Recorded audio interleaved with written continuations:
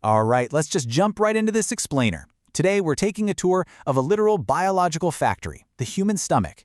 We often just think of it as this simple pouch that holds our lunch, but as we're going to see today, it's actually a highly sophisticated, rigorously regulated machine. It keeps us alive, nourished, and honestly safe from a whole host of microscopic invaders.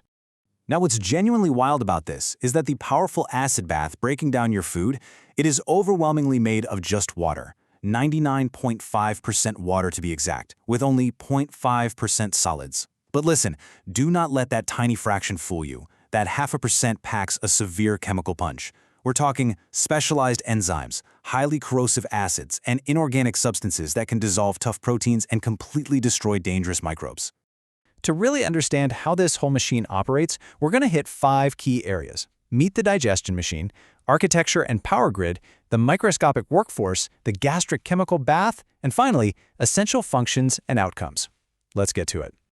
Starting off with Section 1, Meet the digestion machine, gross anatomy.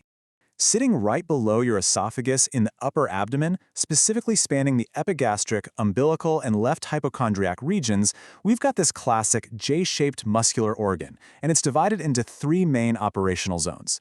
At the very top, bulging upward and to the left, is the dome-shaped fundus, which, fun fact, is usually full of gas. Below that is the massive central chamber, known as the body. And finally, down at the bottom, we have the terminal pylorus. That's the part that regulates the flow of your processed food right into the small intestine through a very strict muscular valve. And because of that distinct J-shape, the architecture is completely asymmetrical. It contrasts a short, concave right border with a sweeping, much longer convex left edge. The right side forms what we call the lesser curvature. Meanwhile, the left side bulges out dramatically to form the greater curvature, which is an impressive 4 to 5 times longer than its counterpart. Now, if you're mapping out this biological factory, you'll see it doesn't sit in isolation. It is packed tightly into the abdominal cavity. Anteriorly, it basically hugs the liver and the abdominal wall. Posteriorly, it rests right on top of vital structures like your aorta, pancreas, left kidney, and spleen.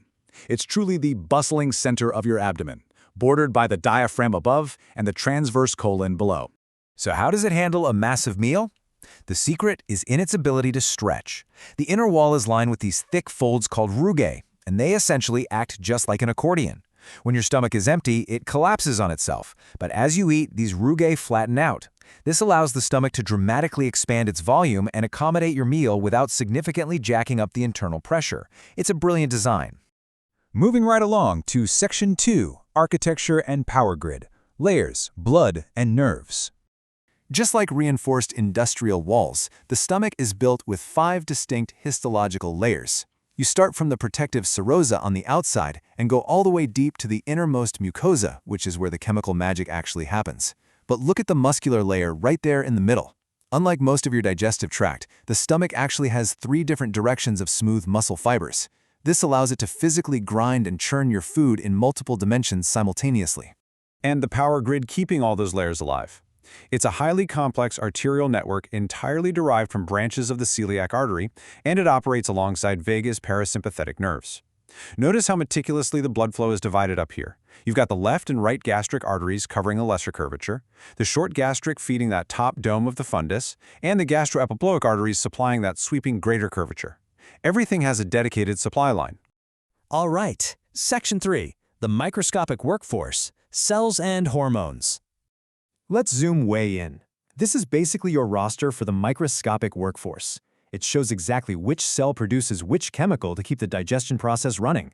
You've got parietal cells pumping out acid and intrinsic factor, chief cells releasing protein-digesting enzymes, and mucus cells frantically producing a protective barrier so, the stomach doesn't just dissolve itself. We even have these cells that act as the emergency brakes. They secrete somatostatin to halt the whole process when digestion is done. And you have to notice how this entire system beautifully regulates itself. It uses a hormone called gastrin. So when you eat, the physical stretching of your stomach, combined with the peptides in the food itself, signals your G cells to release this gastrin. This hormone wakes up the rest of the stomach to ramp up acid production and that multi-dimensional muscle churning. Then, via a negative feedback loop, once the pH drops too low and gets too acidic, the loop shuts off. It is incredibly efficient. Which brings us to Section 4. The gastric chemical bath, secretion phases. Get this. The specialized secretory glands in your mucosa produce a massive 2 liters of gastric juice every single day. Just picture a large 2-liter soda bottle. That is the exact volume of potent, highly acidic fluid your microscopic workforce is generating daily just to melt down the meals you consume.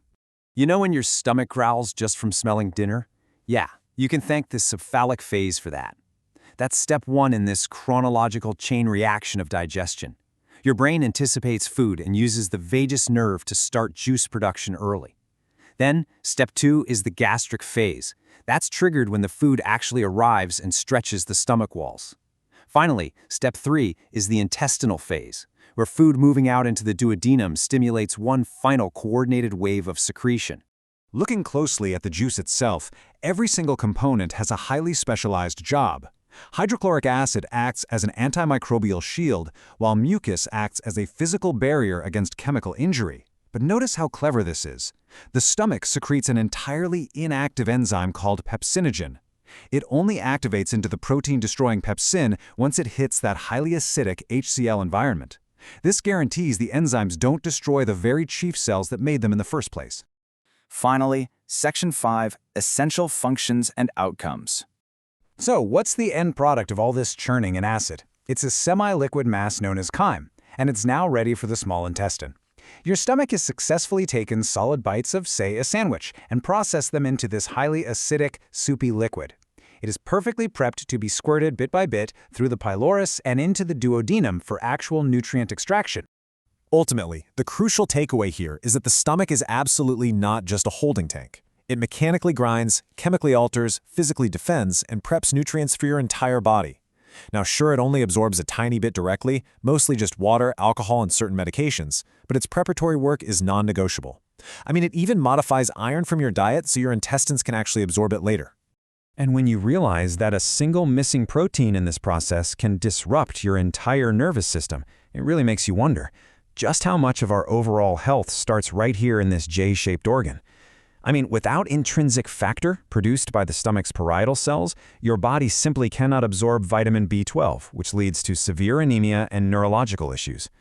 It's a profound reminder of how deeply interconnected our biological factories truly are.